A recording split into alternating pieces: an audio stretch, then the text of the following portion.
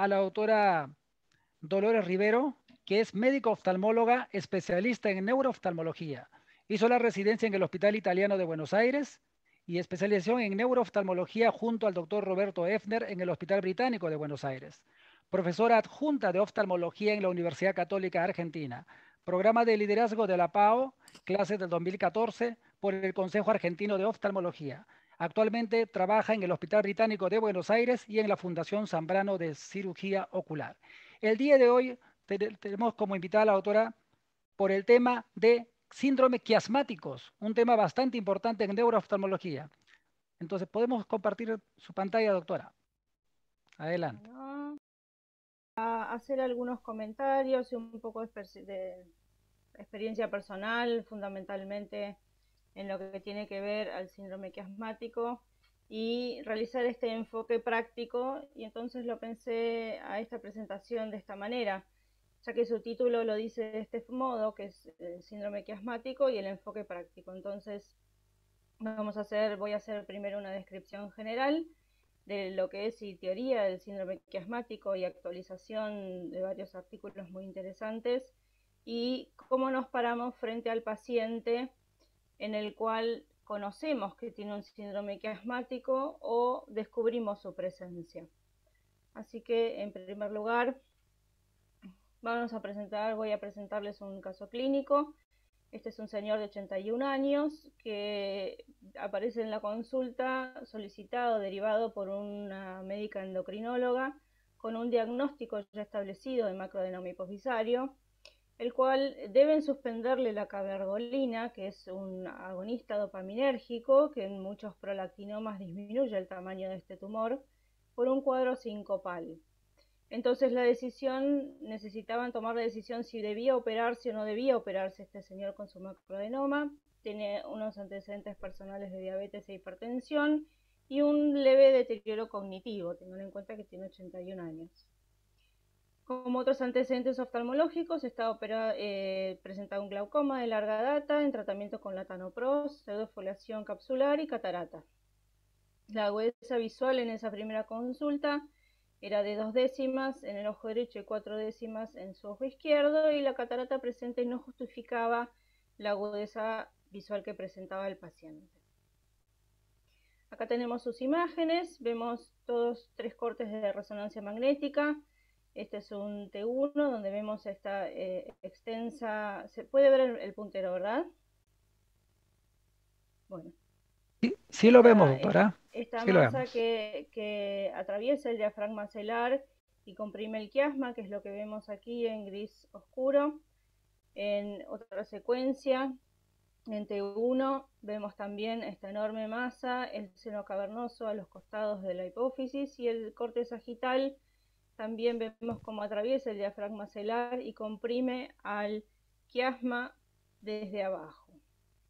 Tenemos su campo visual y acá podemos observar en ambos ojos defectos en sectores temporales, un poco más extensos hacia el ojo derecho que hacia el ojo izquierdo, y un resalto que voy a repetir varias veces en esta noche, y es el respeto del meridiano vertical, que es quien nos va a hacer sospechar en primera instancia la posibilidad de una compresión quiasmática.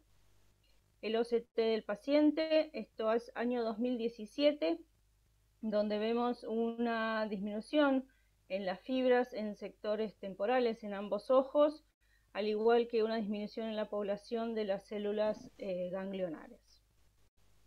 Así que con este cuadro clásico presentado del síndrome quiasmático, voy a comenzar con la descripción general de este síndrome, sabiendo que la vía visual anterior tiene su inicio en las células ganglionares retinales. Los axones de las células ganglionares retinales confluyen en el nervio óptico. Sabemos que es 1.2 millones de axones que confluyen ahí, y tienen nuestra organización tan peculiar, tan particular, donde se mantiene organizado hasta la corteza occipital. Aquí vemos un esquema en el corte del disco óptico, por ejemplo, del ojo izquierdo, donde tenemos las fibras nasales, que son las fibras maculares, y las fibras superiores nasales e inferiores nasales, cómo se distribuyen en la retina y cómo confluyen hacia el nervio óptico. Y esto es lo que va a explicar el aspecto particular que podemos encontrar en el fondo de ojo y el aspecto particular que vamos a encontrar en el OCT de capa de fibras, como en el OCT de células ganglionares.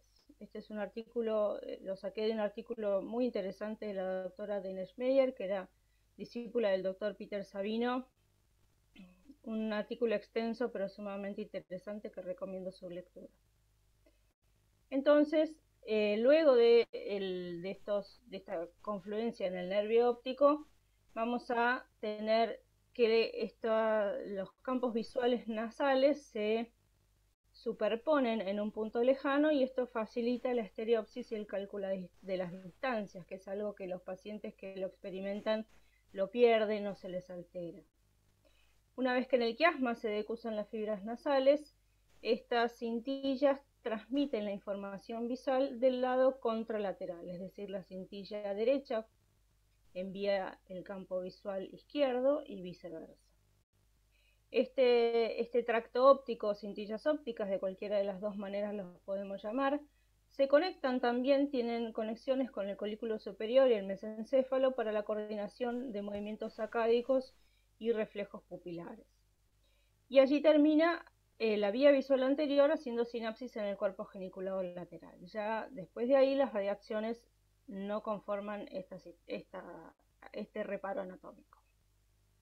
Entonces el síndrome quiasmático es un cuadro que es clínico y patológico que surge de la afectación de la vía visual a la altura del quiasma, en los nervios ópticos en su porción intracraneal o en el tracto óptico o cintillas, que son las porciones posteriores. Recordemos que esta área anatómica tiene un montón de reparos y de relaciones cercanas, tanto con las carótidas como con los senos cavernosos, como los pares oculomotores y el trigémino, el simpático y el parasimpático.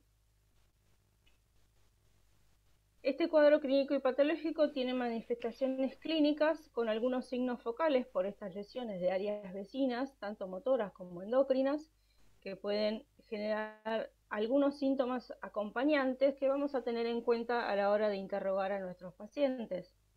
Puede afectar la motilidad ocular por el compromiso de los pares craneales tercero, cuarto y sexto, la sensibilidad facial y craneal por afectación trigeminal, algo que muchas veces refieren estos pacientes que es un dolor frontal de un solo lado.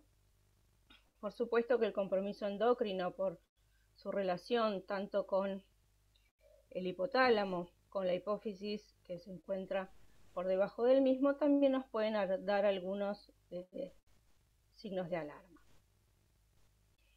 Además, el compromiso visual, fundamentalmente, ya sabemos que estas son fibras blancas, son los axones que transmiten las imágenes, que vamos a tener compromiso variable de la agudeza visual y de la función visual, de la visión cromática y los reflejos pupilares, algunos signos oftalmoscópicos del fondo de ojo y del campo visual muy característicos, y el daño patológico que va a ser comprobado con la pérdida axonal y de células ganglionares que vamos a ver en el OCT.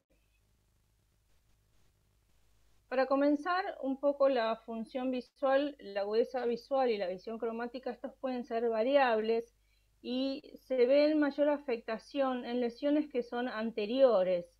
Estas lesiones anteriores que comprometen a los nervios ópticos intracraneales van a poder comprometer también fibras maculares que son más sensibles. Por supuesto que si este compromiso es asimétrico y hay compresión mayor en un nervio óptico comparado con el otro, vamos a tener también signos pupilares como un defecto pupilar aferente relativo. Y además los signos oftalmoscópicos, a los que vamos a estar atentos, que van a ser estos cambios en los discos ópticos, nos van a indicar que posiblemente haya pérdida de la población de células ganglionares retinales. Hay una cosa muy importante cuando miramos el fondo de ojo, es que algunas veces hay signos que no son consistentes o regulares en todos los pacientes. Fundamentalmente, por ejemplo, si el paciente está operado de cataratas, vamos a ver un fondo de ojo más claro, más blanco, más blanquecino que una persona de 70 años que no esté operada de cataratas. vamos a tener que hacer diferenciación con situaciones congénitas de los discos ópticos, como la presencia de una hipoplasia sectorial, por ejemplo, o de signos de hipotrofia o de hipoplasia de los mismos, que van a darnos también signos en los campos visuales que van a ser un poco, que nos van a ser un poco confusos en algunos casos. Vamos a encontrar en primer lugar una disminución en la coloración o en el volumen del anillo neuroretinal, fundamentalmente en sectores temporales inicialmente y nasal también, llamado habitualmente o descrito en la literatura como atrofia en banda o atrofia de monio. Y esto tiene que ver con que estas fibras nasales, que son las que se decusan y están en el centro del quiasma, son las que van a estar lesionadas. Acá tenemos dos ejemplos donde vemos, en este caso, en el lado derecho, una disminución y palidez en el sector temporal que coincide con el haz papilomacular, en ambos lados, un poco mayor del lado derecho que del lado izquierdo, pero sin embargo vemos como este anillo neuroretinal que vemos acá, si ven mi cursor en el disco óptico del lado izquierdo, se ve perfectamente, y la completa desaparición del anillo del lado izquierdo. Además, en otros casos, y esto sabemos y también está descrito en la literatura, que las lesiones o las compresiones de los nervios ópticos de la vía visual anterior van a generar en consecuencia un aumento de la excavación papilar. Entonces, aquí vamos a estar atentos también a que exista una asimetría en la excavación papilar, tal como vemos en este caso. Estas son fotos de capturas de California, pero podemos ver que en el disco del lado derecho la excavación es un poco mayor que en el disco del lado izquierdo. Así que, siguiendo después de los signos oftalmoscópicos, vamos a estar teniendo en cuenta fundamentalmente el campo visual, que tiene un importante valor localizador. Habitualmente nos va a mostrar defectos bilaterales y asimétricos que voy a describir a continuación. El quiasma, y según su localización con respecto al tubérculo celar, si este quiasma se encuentra prefijado, es decir, es más anterior, los defectos van a ser mayormente referidos, ya que la compresión va a ser en su centro.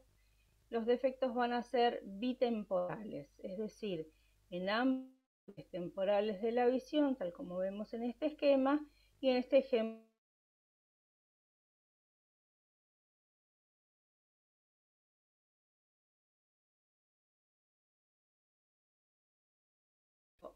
horario, en el sentido del reloj, y en el lado izquierdo seguir un sentido antihorario, es decir, de izquierda a derecha. Otra cosa pasa si la compresión o este quiasma es posfijado, donde la compresión fundamentalmente, si es un adenoma hipofisario, lo que sucede va a suceder más posteriormente, ya a altura de las cintillas o del tracto óptico. Entonces, en esta situación, los defectos del campo visual van a ser hemianópticos, es decir, homónimos en realidad, en ambos ojos hacia el mismo lado, tal como vemos en este ejemplo, en este campo visual. Entonces, siempre tengamos en cuenta esta situación y nunca nos olvidemos de mirar el meridiano vertical y el respeto que suele tener en los pacientes que presentan síndromes quiasmáticos. El OCT ha cobrado mucho protagonismo en los últimos años, ya que es un método objetivo en la evaluación del daño en los pacientes con sospecha de neuropatía óptica compresiva, sea cual fuere su origen, y tiene una relación muy precisa y muy directa con el daño de campo visual que podemos observar. Con respecto al síndrome quiasmático, tiene una importancia crucial en determinar o poder tener una estimación del pronóstico visual postquirúrgico en estos pacientes en relación al espesor tanto de la capa de fibras como de la capa de células ganglionares. Cuando tenemos un paciente con un síndrome quiasmático o una sospecha y le hacemos un campo visual, vemos que el campo mide el defecto que está producido por las células ganglionares muertas y las disfuncionantes. En cambio, el OCT de la capa de fibras muestra cuántas de estas células ganglionares aún están indemnes y sus axones presentes, ¿sí? Y clásicamente, cuando miramos el AOCT de capa de fibras, fundamentalmente vamos a tener un defecto también en banda, como lo vemos en el campo visual, aunque los reportes también describen daño difuso. Y de hecho, cuando vemos pacientes por ahí, cuando les miro el fondo de ojo, vemos una palidez difusa. Eso está absolutamente comprobado que es así. Entonces, tenemos dos instancias del OCT. En primer lugar, el OCT de capa de fibras, donde vamos a ver cuál es la población general de células ganglionares. Este es el paciente que les presenté inicialmente, donde vemos cómo hay un defecto en los sectores temporales en ambos ojos, coincidente con el defecto campimétrico. Y la población de células ganglionares, si bien la calidad de la imagen no es óptima, dada la catarata que tenía el paciente, nos va a mostrar, y veamos acá un poco en el ojo izquierdo, que es donde más se nota, cómo este defecto coincidente con las células ganglionares del sector y del área de las papilomaculares. Con respecto a las neuroimágenes, son las que nos van a dar el diagnóstico de extensión, el tamaño del tumor, el diagnóstico etiológico posiblemente. Y con respecto a pedir o solicitar a nuestros pacientes tomografía o resonancia magnética, de elección es la resonancia magnética en sospecha de alteraciones quiasmáticas, porque podemos ver muy bien las partes blandas, podemos hacer estudios de vasos y descartar, por ejemplo, aneurismas. Y siempre tratemos de hacer entrar al paciente, a nuestro paciente, una sola vez en el resonador. Entonces, si de no presentar contraindicaciones absolutas, solicitemos este estudio que tenga contraste, que sea con y sin contraste endovenoso, y eventualmente, y sería ideal también pedir estudio de vasos. Es de buena práctica que describamos el área de interés, nuestro diagnóstico presuntivo, y de paso, si pedimos que esta resonancia sea directamente de hipófisis, les daremos gran información a nuestros colegas, tanto neurocirujanos como endocrinólogos. Con respecto a la tomografía computada, es un estudio que es muy útil porque tiene una rápida adquisición de las imágenes, es de elección en situaciones de urgencia. Podemos ver las estructuras óseas con excelente calidad, y estas situaciones de urgencia van a ser la descartar o el diagnóstico posible de una fístula carotido-cavernosa, la apoplejía hipofisiaria, y descartar un aneurisma. Así que, a modo de resumen, en este esquema, en esta diapositiva, confluyendo dentro del quiasma, vamos a saber que tenemos signos visuales, que tenemos signos endocrinológicos y signos oftalmoscópicos, donde vamos a obtener estudios subjetivos a través del campo visual, donde vamos a encontrar un defecto heterónimo o bitemporal si la compresión es más anterior, u homónimo si es posterior. Y en el OCT de capa de fibras y macular, ampliar nuestra información sobre el daño presente y la posibilidad de obtener un relativo valor de pronóstico en el caso de que este paciente se opere, o en el caso de que reciba medicación, si es posible que lo recupere. Así que ya frente a un paciente, voy a hacer acá unas referencias con algunos pacientes que vi y algunas enseñanzas muy importantes que ellos me brindaron. Entonces, ¿cómo nos vamos a encontrar o con qué clase de pacientes nos vamos a encontrar? En realidad, esta consulta puede ser de dos modos. El paciente que asiste espontáneamente porque viene por un control oftalmológico general, o porque viene diciendo que no ve bien, o porque viene diciendo que ve doble. O es posible que este paciente también nos lo envíe un colega oftalmólogo, que quiera descartar esta posibilidad, un neurocirujano, un endocrinólogo o un médico generalista que sea tanto de adultos como de niños. Entonces, nuestro rol aquí será doble. Uno, el de poder tener este índice de sospecha y poder hacer el diagnóstico, y fundamentalmente colaborar con las decisiones terapéuticas y el seguimiento de estos pacientes a través de nuestra evaluación. En la consulta vamos a hacer un examen completo que incluya, por supuesto, agudeza visual mejor corregida, y vamos a saber que esta agudeza visual, según el compromiso, puede ser una agudeza completamente normal hasta no percepción luminosa. Y hay que tener acá, este es un tip que a mí me sirve mucho, y es escuchar al paciente cuando lee los optotipos. Porque muchas veces los pacientes que tienen una hemianopsia temporal o un defecto de visión temporal nos leen, si está ocluido el ojo derecho, por ejemplo, no nos van a leer los primeros optotipos del cartel, del proyector o de lo que le mostremos, y leen los que están desde el medio hacia el otro lado. Y eso es algo que me ha pasado varias veces con los pacientes.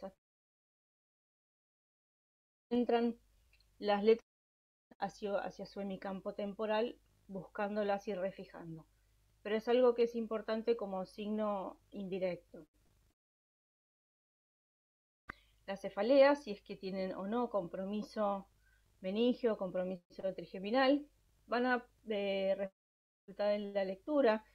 También por esta misma disminución o falta de las letras o de los textos del lado temporal de su visión.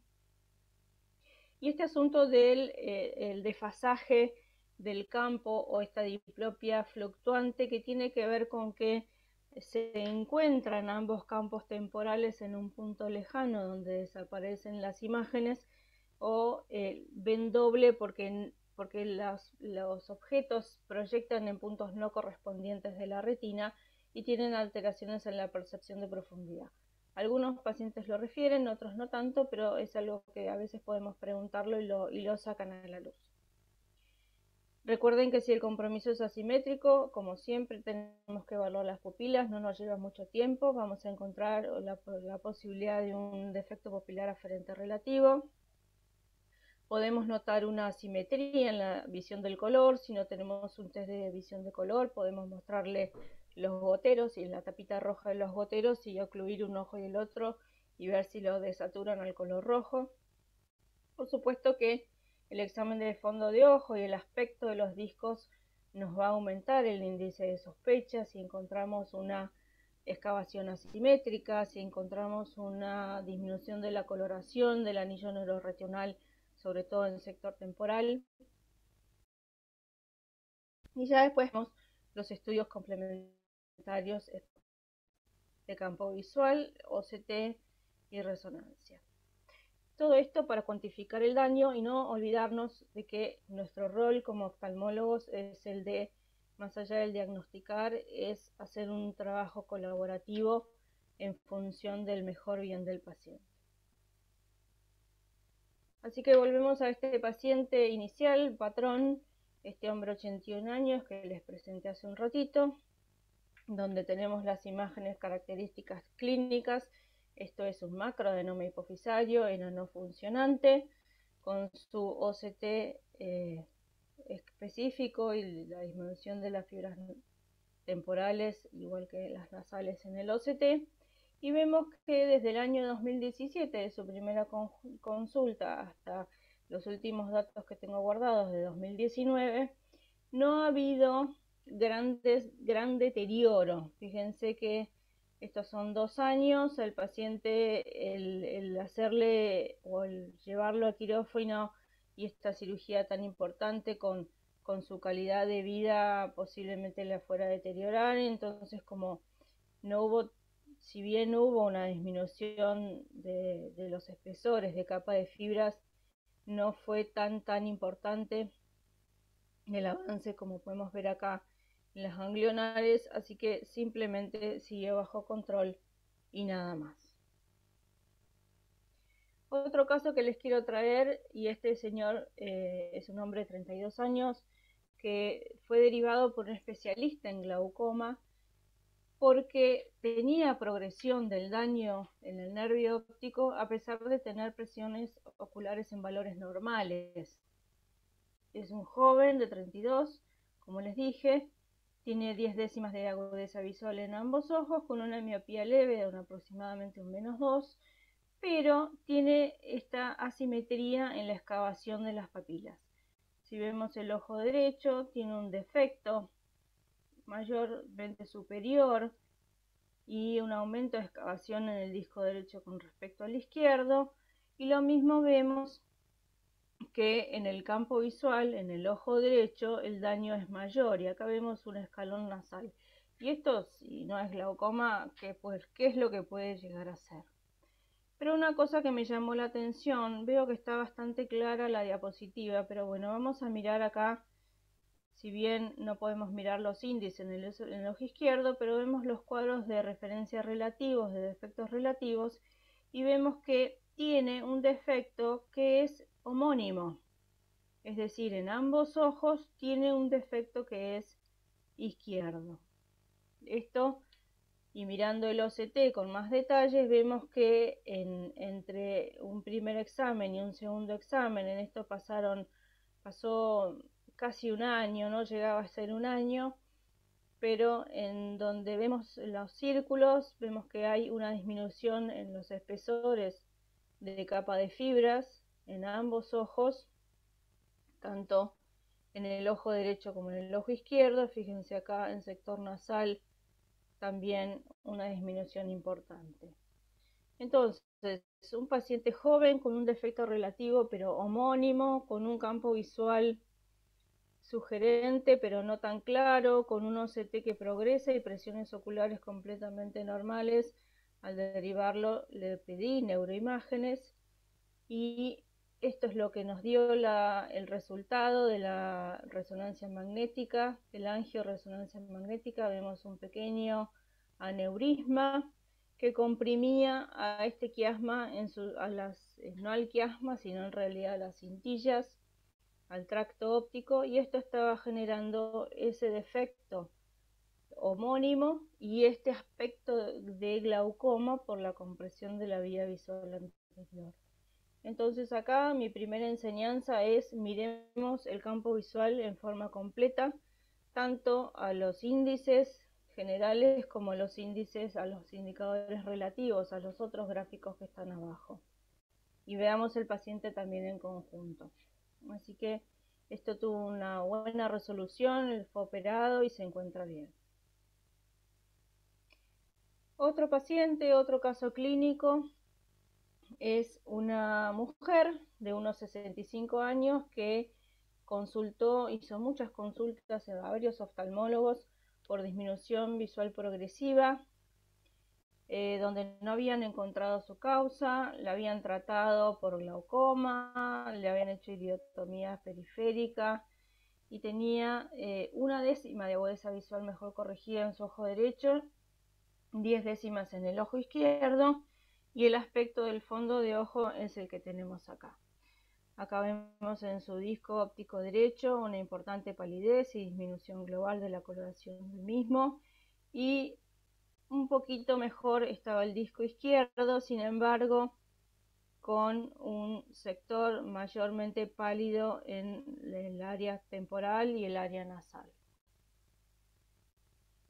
Los campos visuales, acá podemos ver entre 2017, fue el que nos mostró de una de sus consultas previas, donde podemos ver del lado derecho,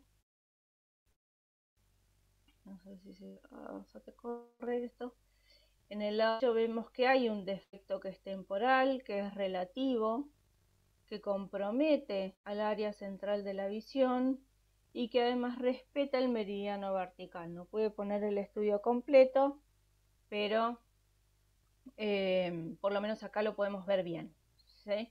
Respeta el meridiano vertical, no nos olvidemos de esto.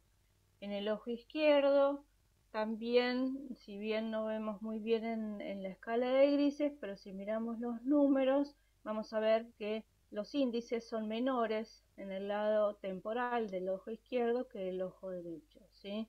24, 27, 21, 25, 27, 31, y esto también nos tiene que hacer sospechar. Fíjense una cosa, yo la vi a la paciente en el año 2021, en abril de este año, y me mostró el campo visual previo. Y viendo el campo visual previo, viendo el campo visual anterior, dije, bueno, acá esto evidentemente ha avanzado enormemente y está generando un problema muy importante. En el ojo derecho vemos como este defecto temporal ha avanzado y comprometido casi globalmente toda la visión de este ojo, y en el lado izquierdo con mayor influencia y mayor defecto visual en el lado, en el sector inferior. Esto también puede confundir con un escotoma en canasta, con un escotoma en capa de fibras por este supuesto glaucoma. Tengamos en cuenta que a veces las cosas se parecen pero no son exactamente iguales. En la OCT podemos ver claramente cómo hay un defecto importantísimo en ambos ojos en la capa de fibras, y entonces un médico que la vio antes de que la viera yo, que me llamó por teléfono, le dije que andaba pidiéndole igualmente las imágenes, y yo la veo con las imágenes, y esto es lo que la paciente me mostró. Y acá donde vemos una imagen, una masa que se aloja en el área supracelular, acá podemos ver un poco la cintilla, cómo va a ir a encontrarse con el geliculado lateral que está prácticamente saliendo de esta importante masa. Acá también la podemos ver, y en las secuencias contrastadas cómo realza con el contraste, siendo evidentemente un meningioma. Esta paciente yo no la volví a ver, pero la mandé inmediatamente a consultar con neurocirugía para su resolución, porque el defecto visual que tiene va a requerir una acción un poco más invasiva.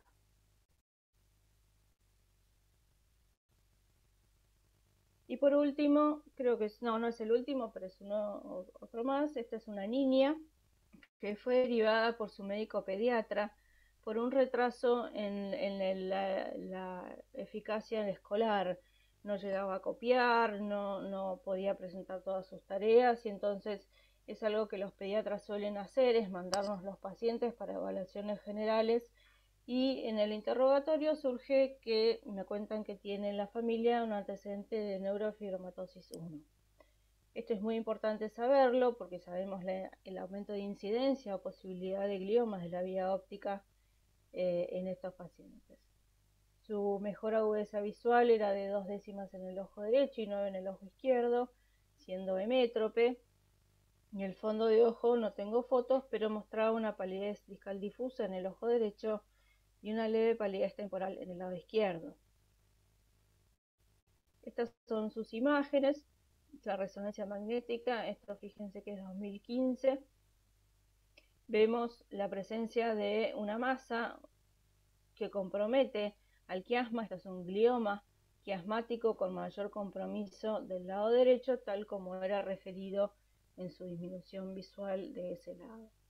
Acá vemos los campos visuales con un defecto temporal casi completo en el ojo derecho y un defecto también presente en el lado izquierdo, coincidente este defecto bitemporal con la disminución de las fibras en ambos sectores temporales en ambos ojos. Acá vemos cómo entre 2014 y el 2020-21 cómo ha evolucionado, y nos vemos que en realidad el campo visual, esta niña en este momento tiene 16 años, 15, y no ha habido grandes avances. Recuerden que nuestro rol como oftalmólogos en pacientes que tienen neurofibromatosis y gliomas de la vía visual anterior, fundamentalmente lo que tenemos que hacer es esperar a que terminen de crecer, porque muchas veces disminuyen de tamaño una vez que disminuye también el crecimiento de estos niños. Entonces veamos cómo este defecto temporal completo se mantiene bastante parecido con un resto visual, si bien tiene sus defectos difusos, pero no es terrible el avance que tuvo entre 2014 y este año. Lo mismo parecido pasa en el OCT. Así que simplemente a estos pacientes los vamos a observar y nada más. Y por último, es algo que a veces nos podemos encontrar, y esto es como una cosa bastante rara que me pasó. De hecho, es el único síndrome quiasmático postraumático con el que me encontré. Es un hombre de 37 años que tuvo un traumatismo encefalocraniano muy severo, un choque en una moto, con múltiples fracturas de cráneo, con agudeza visual de 9 décimas en cada ojo y en la confrontación un defecto bitemporal.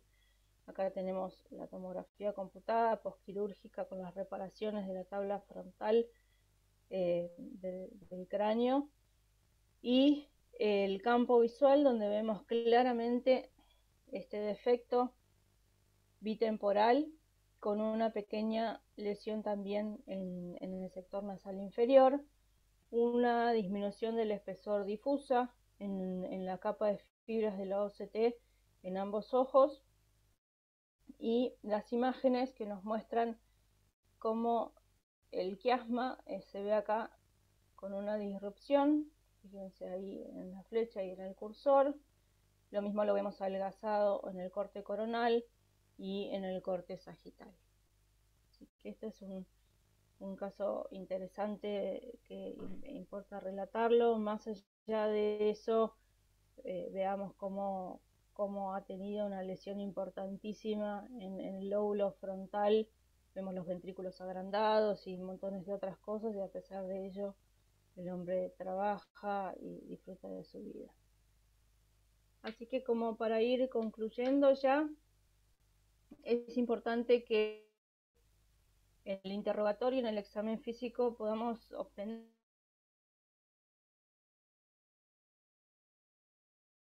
de otras personas, miremos bien esos discos ópticos para ver si cumplen este patrón de daño, patrón de disminución del anillo neuroretinal. Miremos bien el campo visual, no solo en la escala de grises, sino también en los cuadros de defectos relativos.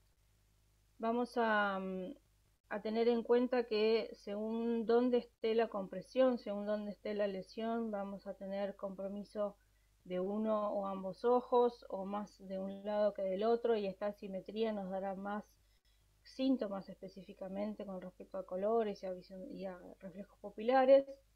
Busquemos signos asociados. La cefalea hemicraniana es un signo que es bastante común y bastante frecuente. No tengamos miedo de pedir neuroimágenes, sobre todo una resonancia magnética con estudio de vasos. Y nuestro rol cuando nos llega un paciente derivado por otro colega es habitualmente el de tomar una decisión terapéutica, ya sea este paciente necesita cirugía o este paciente lo podemos esperar, sobre todo en base a nuestros estudios complementarios. El campo visual sabemos que es subjetivo, que en personas que tienen no tan buena visión o muy mala visión, o en los niños, o en pacientes con cataratas, muchas veces nos puede dar lugar a mayor confusión, pero el OCT, siendo objetivo y tan fácil de obtención, nos brinda muchísima información muy útil, sobre todo para el seguimiento de estos pacientes. Así que bueno, muchísimas gracias. Y si tengo un minuto más, me gustaría invitarlos a la Neurooftalmológica 29, este año 2021, con charlas post-COVID, un temario muy interesante. El próximo sábado 2 de octubre los esperamos a todos. Así que voy a dejar de compartir mi pantalla. Ok, muchas gracias, doctora Dolores Rivero. Excelente el resumen. Alfonso Cárdenas creo que también está de moderador. Ahí está también de moderador el doctor Alfonso Cárdenas. Si hubieran preguntas a Alfonso Cárdenas, se podrías fijar en el chat de repente para seleccionar algunas preguntas, mientras voy haciendo un comentario. Casualmente muy importante, doctora, lo que acaba de mencionar acerca de la frecuencia, acerca de la posición del quiasma, ¿no? la posición del quiasma muchas veces decimos normofijado y estamos acostumbrados siempre a querer encontrar el defecto hemianópsico bitemporal clásico del libro, pero que no necesariamente siempre vamos a encontrar como presentó en alguno de sus casos, como una hemianopsia homónima.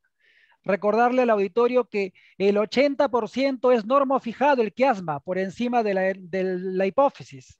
Y cuando crece provoca la hemianopsia bitemporal clásica, pero existe un 15% que puede ser prefijado y por lo tanto cuando se va a encontrar la hipófisis el tumor no se va a encontrar con el quiasma sino al tracto óptico y provoca la hemianopsia homónima.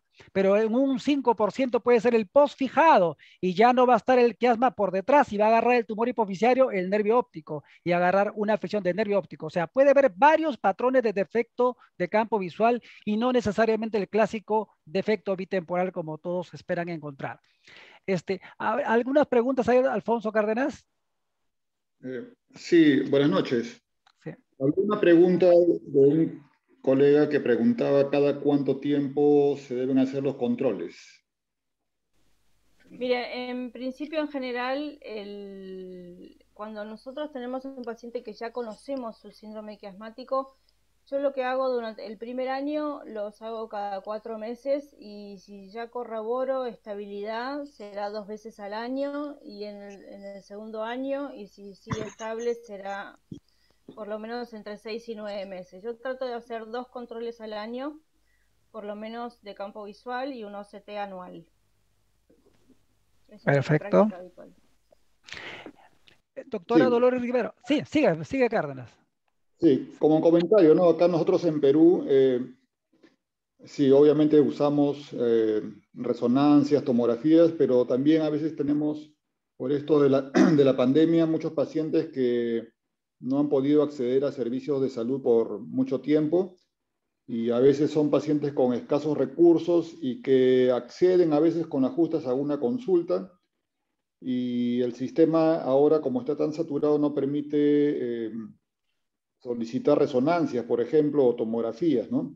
Y también hay casos especiales de niños y nosotros a veces acá también empleamos el campo visual por confrontación y en varias ocasiones hemos detectado hemianopsias bitemporales por confrontación, ¿no? Y eso es lo que tratamos de estimular a los residentes para que también practiquen, así como hay el examen de pupilas, el test de colores, hacer un campo visual por confrontación para que vayan organizando bien su caso. Sí, hay una pregunta también, doctora Dolores Rivero, es que preguntan por ahí el auditorio, ¿a partir de qué edad se puede pedir campos visuales? Sí, bien, continúo con el comentario. A veces tenemos dificultades para hacer controles en los pacientes, sobre todo en el último año, pero bueno, si podemos obtener al menos un campo visual anual sería ideal. Con respecto a la edad de los pacientes, yo en general, sobre todo los niños y los niños que veo habitualmente tienen antecedentes de neurofibromatosis y gliomas. Entonces empieza como un juego, yo a partir de los 6-7 años ya lo solicito y avisándole a él, al niño y a sus padres que es posible que esto no dé bien, pero por razones de cuestión técnica, pero que en realidad que él vaya aprendiendo a realizarlo y eso será una vez al año, como para que se vaya familiarizando con el estudio. Perfecto. Aparte, preguntan por ahí, ¿cuándo prefiere solicitar un OCT? ¿Cuándo prefiero solicitar? Siempre solicito OCT.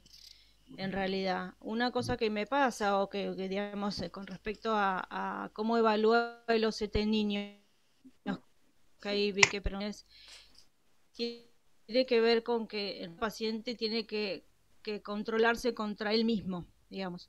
Entonces, en la medida de lo posible, que se haga el estudio en el mismo lugar y en el mismo equipo que lo realizó anteriormente, como para, si bien no tenemos, a veces no nos mandan a normativa de rojo, verde y amarillo, como para saber sí o no, pero sabiendo el espesor que tiene o que el valor que tuvo el año previo, saber cómo va evolucionando.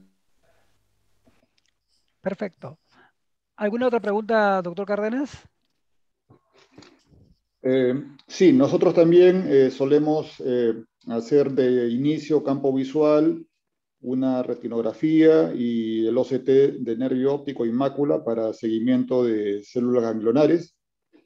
Y también, bueno, hemos visto, ¿no?, que en los primeros meses, cuando hay el daño inicial, como que el campo visual se correlaciona bien con el OCT, pero una vez que es removido o detenido el crecimiento de la tumoración, podemos ver todavía un empeoramiento por algún tiempo del OCT, más no del campo visual, ¿no? Parece que el OCT nos sirve más para diagnóstico inicial, más que para seguimiento, por lo menos en las etapas posteriores al diagnóstico. Bueno, sí, en realidad, bueno, lo que decía ese artículo del 2019 de la doctora Denise Meyer, que a veces puede no haber una correlación exacta y tener en cuenta de que uno de los estudios es subjetivo y el otro es objetivo. Entonces, en cuanto a posibilidad de mejora posquirúrgica, si bien ambos son importantes, puede haber una recuperación, en general describen una recuperación inmediata y después 2 momentos más tardíos y hasta un año posteriormente puede haber cambios en el campo visual. Por supuesto que si además hubo una complicación intraquirúrgica, es posible que el campo visual empeore y el OCT empeore un poco después. ¿Sí? Una pregunta, doctora. En Argentina, en los adenomas funcionantes, ¿siempre le dan la chance de la cabergolina o si es que ya es muy grande se van de frente a la parte quirúrgica? En general, si es muy grande, empiezan con medicación, como para hacer en un principio una disminución tumoral para que sea menos complicada la cirugía. Todo dependiendo en qué momento. Recuerdo otro paciente también con un adenoma muy, muy, muy importante que no lo querían llevar a cirugía justamente por el tamaño del tumor y que empezó con medicación y empezó a mejorar, así que siguió con tratamiento médico. Pero sí, siempre le dan la chance a la cabergolina. Una pregunta, doctora, acerca de los campos visuales, ¿qué patrón suele usar? Porque hay gente que pide 32, 24-2, 10-2. ¿Utiliza cuál de ellos prefiere? ¿Qué patrón? En realidad el 24-2, siendo un estudio corto donde sobre todo en personas con baja visión o poca atención o en niños, como es un poco más corto el estudio, es útil y fundamentalmente sirve para lo que nosotros queremos evaluar. Así. Acerca en su casuística, otra pregunta, de apoplejía pituitaria, la Sí, casuística. no tengo tantos casos vistos. En general, yo trabajo en el Hospital Británico, es un hospital polivalente donde los pacientes acuden a una guardia general. Entonces, podemos recibir o podemos evaluar o nos solicitan. Recuerdo haber visto 2 pacientes en todos los años que llevo en el hospital que fueron pedidos interconsultas por neurocirujanos o endocrinólogos o neurólogos post el ingreso. Siempre la atención primaria, en mi caso, la realiza los otros especialistas y después llegamos nosotros. Claro, solo para el público general, para que tengan bastante presente lo que tal del tema que estamos hablando de apoplejía pituitaria, es cuando ocurre en un macroadenoma un infarto o una hemorragia intralesional, intratumoral y provoca una cefalea intensa con náuseas, vómitos, e inclusive se puede perder la vista porque comprime el quiasma y puede abrirse incluso al seno cavernoso provocando oftalmoplegia y todo eso. Prácticamente se puede transformar en una emergencia neurooftalmológica, esa es la apoplejía pituitaria. Ahora, doctora, acerca de... síguese, sí, doctor Alfonso. Había un par de comentarios que también en los adenomas no funcionantes se suele dar cabergolina. Uno de los comentarios fue hecho por el doctor Roberto Ebner. Creo que no tiene audio él. Sí. No. O si le podrían dar audio al doctor Efner, ¿quién está Sí, manejando el doctor, ya está audio? abierto. Puedo activar. Perfecto. Doctor Efner, ¿podría opinar con el audio prendido? Bueno, muchas gracias. Yo no quería hacer más que un comentario a través del chat. La doctora Rivero ha dicho todo y bastante bien. Pero como surgió la pregunta sobre el tema del tratamiento con cabergolina, recientemente estamos viendo que endocrinología junto con neurocirugía utilizan la cabergolina en los no funcionantes, consiguiendo reducción en el tamaño, y la temosolamida, el temodal, que se utiliza en el glioblastoma y en otras malignidades, también ha sido utilizado en adenomas hipofisarios que son resistentes al tratamiento y a la radioterapia cuando está muy comprometido el aspecto visual.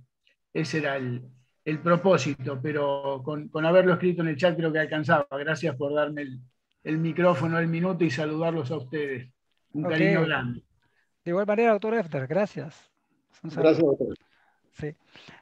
De repente, doctora Dolores Rivero, algún casuística, algo acerca de lo que se habla bastante de cisonistagmos en macroenomas? No tengo experiencia, no he visto, Ajá. lo he leído en la literatura, pero no lo he visto en mis pacientes. El doctor Efner, de repente, por ahí, doctor Efner, que estaba con audio, no sé si le podrían dar. Sí, Doctor, Justiniano, te oigo. sí, en su casuística habrá tenido, ya que la literatura menciona en macroenomas cisonistagmos. Mirá, la casuística la compartimos con Dolores, así que ella Mm. también te puede decir de qué se trata. Lo hemos leído en cantidad de ocasiones, sin tratamiento, post-radioterapia, etcétera, y la verdad que el cisonistagmus que hemos visto, nunca lo hemos visto asociado a trastornos del quiasma, pero siempre está descrito y siempre lo esperamos. Así que, como cuestión teórica, estamos atrás del tema, pero no lo hemos visto precisamente en esa patología. Así es, solamente de repente hacer un poco de ese comentario. Sí, lo he visto en la literatura también a bastante que se toca en macroenomas y sobre todo lo mencionan en macroenomas gigantes, ¿no? Que de alguna manera, yo tampoco lo he visto precisamente en macroenomas, yo he visto cisonistamo en otras casuísticas, como síndrome de Morsier u otro tipo de patología, atrofias ópticas, he visto varios cisonistagmos, pero precisamente en macroadenoma hipofisiario, no, también voy en búsqueda de eso. Lo que describe la literatura es un macroadenoma gigante que comprometería quiasma y a la vez intersticial de Cajal en mesencéfalo bilateralmente. O sea, tendría que comprometer ambos, un mismatch entre aferencia visual de defecto bitemporal y los intersticial de Cajal mesencefálico, para que explique eso. Yo personalmente he visto varios macroenomas, pero no he visto cisonistagmos en ellos. Sí he visto en síndrome de Morsier. En Morsier sí, que tienen defecto de septum pelúcido, tienen problema de quiasma también, aquiasmáticos, ahí sí he visto cisonistamo. He visto en atrofias ópticas y otro tipo de causas cisonistamo, por otro lado. ¿Alguna Doctora otra Dolores, pregunta? Sí. ¿siguen usando y tienen todavía a la mano perímetro de Goldman en su país o ya todo es automatizado? Ya prácticamente está reemplazado por el perímetro automático, ya en su totalidad. De hecho, tenemos nuestro equipo de Goldman en el hospital, pero en este momento está en desuso. Pero sí, y tiene una gran utilidad el Goldman, sobre todo en los niños. Es más fácil hacer el Goldman en niños porque uno puede darles las indicaciones en forma simultánea y tener mejores respuestas o más confiables. Pero bueno, ya prácticamente no se hace, por lo menos en la ciudad de Buenos Aires hay muy poca, no sé si alguien lo esté haciendo en este momento. Usted, doctora, de inicio hace las interconsultas con neurocirugía, con endocrino, neurología. ¿Cómo manejan el contacto con las otras especialidades? Los pacientes van y vuelven en forma continua. Ya le digo, tenemos una historia clínica unificada y eso nos da bastantes ventajas. Y así como nos puede ser que sea un paciente que detectemos nosotros con un síndrome quiasmático y se los derivemos a ellos, tanto como que ellos han operado o estén por operar, o un endocrinólogo especialista en hipófisis que nos lo mande para evaluación.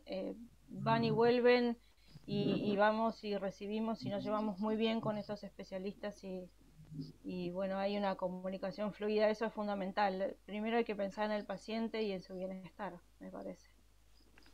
¿Qué tan enterados están los neurólogos y los otros especialistas no oftalmólogos de las herramientas que tenemos en oftalmología como el OCT? Porque acá en nuestro país, cada vez que nos envían un paciente, solamente suelen pedir un interconsulta para campo visual, ¿no? Cuando tienen un adenoma, un macroadenoma y nada más, ¿no? ¿Hay cierto conocimiento de las otras especialidades de estas tecnologías que tenemos ya? Sí, por lo menos en los colegas de nuestro hospital, sí. Y de hecho, a veces cuando hay una comunicación telefónica antes de ver al paciente, por ahí les digo, bueno, anda pidiendo el OCT y entonces lo veo en forma completa. Sí, incluso nos ha pasado con algunas situaciones, por ejemplo, en enfermedades desmielinizantes que directamente los piden los neurólogos. Después nos preguntan y los interpretamos nosotros a los estudios claramente, pero a veces los piden ellos. En general, por lo menos en este ámbito hospitalario, sí. Sí, muy bien. Yo pienso que es bueno generalizar y también informar a las otras especialidades de estas tecnologías que tenemos que a veces ayudan a definir, ¿no?, el estadio y el compromiso de la función visual.